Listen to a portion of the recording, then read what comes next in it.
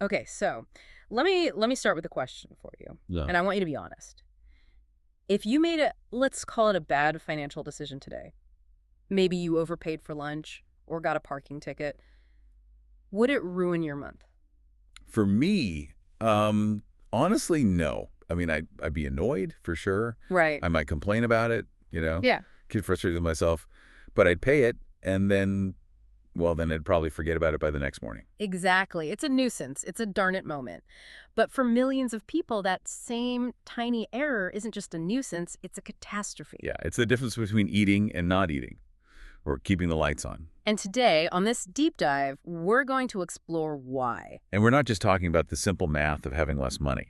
I mean, that's the obvious part. We're looking at a whole stack of research from behavioral economics studies from the LSE, Harvard, that really challenges that old pull yourself up by your bootstraps idea. Because the common assumption is, well, it's that poverty is a failure of character.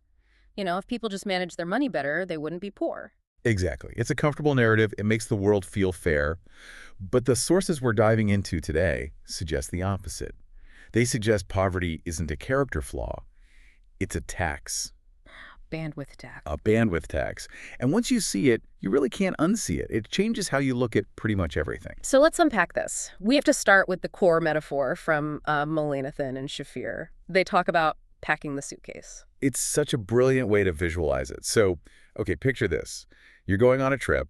If you're financially stable, you have a massive suitcase. You can just toss stuff in. 3 extra pairs of shoes. Who cares? You don't have to fold things neatly. You have space, you have slack. That's the key word, slack. Okay. If you forget your toothbrush, you just buy one at the airport. All No right. deal. Yeah. But now, imagine you're poor. You don't have the big suitcase. You have a tiny carry-on bag. But, and this is the key part, you still have to fit the same essentials in there. Housing, food, transport. Right. Life demands don't shrink just because your budget did. So now you have to pack with military precision. You're rolling socks into tight balls, jamming things in corners. There is zero slack. And so what happens if something unexpected comes up? An expense like medicine for a sick kid? In the big suitcase, you just toss it in. In the small one, you literally can't add anything unless you take something else out. To put the medicine in, maybe the rent payment has to come out. And that leads us to the first big idea, the psychology of scarcity. Because that constant juggling, that takes a toll. It takes an immense toll. This is what we're calling the internal barrier. Uh, And some of the work by Haushofer and Shafir points this. I mean, it's a staggering statistic. They found that the cognitive load, just the mental effort of packing that tiny suitcase all day, every day, it imposes a penalty on your brain. It effectively makes you less intelligent in the moment. It does. We're not talking about just being a little distracted. The data suggests it reduces your cognitive capacity by the equivalent of losing an entire night of sleep, Or a 13-point drop in your IQ. which is huge. That's a massive swing. It's often the difference between average and borderline deficient on some scales. Mm. And it is so, so crucial to understand this doesn't mean poor people are less intelligent. It means their brain's processing power is being hijacked. It's like a computer running a massive background program that's eating up 40% of the RAM. You try to do anything else, and the whole system just lags. That's a perfect analogy. The researchers use one about an air traffic controller trying to land planes in a storm. You're not bad at your job. You might be the best in the world, but your mental capacity is just maxed out. And you're so focused on the immediate crisis, the storm, that you can't see the planes on the edge of the screen. This is what the researchers call tunneling. Correct. Scarcity captures the mind and creates this tunnel. You become hyper-focused on the immediate threat rent is due tomorrow. And because you're in the tunnel, you ignore everything on the periphery. Long-term planning, preventative health, even being patient with your kids. And that's the tragedy. From the outside, someone looks at that and says, why aren't they helping their kids with homework? Why are they eating fast food? Right. We judge the behavior. But the research is saying they're not ignoring their kids because they don't care. They're ignoring them because they literally don't have the bandwidth to process anything outside that tunnel. The tank is empty. This completely reframes the whole idea of bad decisions. I mean, there was this one study. It found something that just completely flips the stereotype on its head.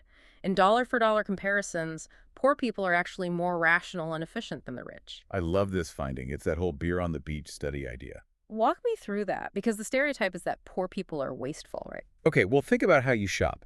If you buy a $5 coffee, do you stop and calculate exactly what else that $5 could have bought? No, I just, Tap my card. because you have the big suitcase. You could afford to neglect opportunity costs. But if you're poor, you are hyper-aware of those trade-offs. You know that $5 coffee is also a box of cereal for your kids. They are constantly doing complex financial math in their heads just to get by. Okay, so if they're better at the day-to-day math, why do we see things like payday loans? Borrowing money at 400% interest seems like the definition of a bad decision. It does seem that way from the outside, looking at the big picture. Yeah. But you have to put yourself back inside the tunnel. Okay, I'm in the tunnel. The immediate problem is, I need $50 today, or my car gets repossessed. If the car goes, I lose my job. If I lose my job, I lose my apartment. The cost of losing that car is total ruin. So in that context, paying $15 in interest to save the car, well, that's actually the most rational choice you can make. It solves the emergency inside the tunnel. Even if it creates a bigger mess outside the tunnel next month. It's not about being bad at math. It's about having no other options. So that's the internal barrier, the bandwidth tax. But that's only half the story. The sources also go deep on the external barriers, the systems themselves. This is where we have to talk about traps. Yeah. And there's a really critical distinction made in a paper by Gottak and Newman between a poverty trap and an inequality trap. Okay, break that down for me because they sound like the same thing. So a standard poverty trap is individual. I'm stuck because I don't have the capital to get out. Like if I'm a carpenter and I need $500 for a power saw to work faster, but I don't have it, so I stay poor. Right. A resource problem. You get the $500, you buy the saw, you climb out. That's the classic view. Right. But an inequality trap is bigger. It's a macro-level problem. It's about market forces. The research suggests that when you have a huge number of poor people, it actually pushes down wages for everyone at the bottom. So the ladder itself is sinking into the mud. That's a good way to put it, yeah. Think about supply and demand. If a huge portion of the population has no capital, no saws, they all have to sell their unskilled labor. The market gets flooded with people willing to work for almost nothing. And that drives the price of labor down. So even if I work incredibly hard, the system is designed to pay me less because there are 10 other people right behind me who would do it for cheaper. Exactly. Upward mobility gets blocked by the market itself, not just by your individual lack of funds. And then on top of that, you have what some have called the business of keeping people poor. It's expensive to be poor. It is incredibly expensive. Think about your bank account. You probably have free checking, right? Yeah, and I get discounts for using auto pay. I get cash back on my credit card. Right. The system is designed to remove friction for people with money. But if you're poor, everything has friction. You can't keep a minimum balance, so you get a monthly fee. You live paycheck to paycheck, so a check bounces. Boom. Overdraft fee. Late fees, disconnection fees, reconnection fees. It's like a penalty for having a small suitcase. It's a vicious cycle. You know the saying, the first rule of holes is to stop digging. But the system often forces you to keep digging just to survive. You pay the late fee on your electricity, which means you're now short on rent, which means you get a late fee on rent. And it's not just the financial system, it's the environment too. The moving to opportunity experiment was it was eye-opening. A landmark study. It basically asked, if you take a family and just move them from a high-poverty area to a low-poverty one, what happens? And the results were stark. Incredibly stark. Sure. Living in a high-poverty area correlates with worse health, worse education, worse economic outcomes, you name it. It's proof that you can't separate the seed from the soil it's planted in. Which ties right back to bandwidth, doesn't it? If you're constantly worried about safety in your neighborhood, that's bandwidth that can't be used for anything else. Precisely. And then there's the complexity barrier. Our own bureaucracy seems designed to maximize this bandwidth tax. Oh, the FSA example. This one just drove me crazy. The free application for federal student aid. It's the key to college for so many kids in the U.S. But the form was just insanely complex. Pages and pages of detailed financial questions. And the assumption was, well, if they don't fill it out, they must not be motivated to go to college. A motivation problem. But then some researchers ran an experiment. They didn't give families more money or a pep talk. They just helped them fill out the form. They removed the bandwidth tax. And what happened? College enrollment for those families went up by nearly 30%. 30%. That is not a small number. It's massive. And it proves that what we often think is a motivation problem is really a process problem. We built a door with a complicated lock and then blamed people for not being able to open it. Okay, so let's recap. We have the internal bandwidth tax, the external inequality traps, a system that penalizes poverty. It's a pretty grim picture. But the whole point of this deep dive is to look for a way forward, How do we break the cycle? Well, the research offers some really concrete, evidence-based ideas. And one of the most powerful comes from that LSE research in rural Bangladesh. This is the big push theory. Right. For a long time, the solution was thought to be microfinance, small loans. And for some people, that works. But for the poorest of the poor, it was often just another debt to manage inside the tunnel. Too deep in the hole already. Exactly.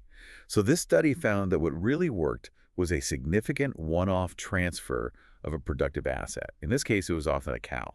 A cow. A cow. Or goats. But it wasn't just, here's a cow. It was a cow, plus a stipend for food for a few months so they didn't have to sell the cow immediately, plus training.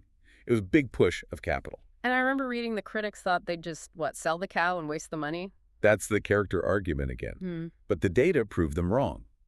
7 years later, the people who got the big push were working more, earning more, and were healthier. They'd crossed a threshold, they stayed out of poverty. They got a bigger suitcase. Yes.